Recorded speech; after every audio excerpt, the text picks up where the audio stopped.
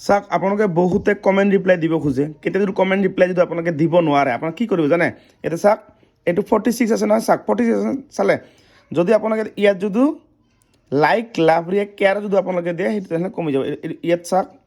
মই এই মানুহজন আছে নহয় ইয়াতে মই এটা লাইক দিলোঁ ইয়াক এটা এই দুটা ফিৰ আৰু এটা দিলোঁ ইয়াক মই লাভ ৰিয়েক্ট দিলোঁ ঠিক আছে এতিয়া মই বেক কৰিম চাবা 46 আছিল না এতিয়া মই বেক কৰি ৰিফ্ৰেছ কৰিম মই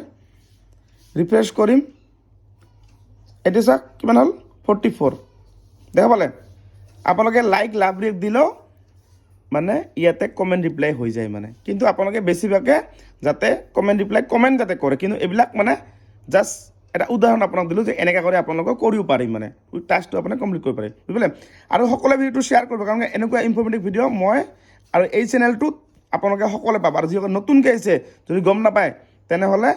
আপোনালোকে মোৰ ভিডিঅ'বিলাক চাব আৰু বহুত বস্তু শিকিব পাৰিব ফেচবুকৰ বিষয়ে ফেচবুকত আপুনি যিকোনো শিকিব বিচাৰে আপোনালোকে শিকিব পাৰিব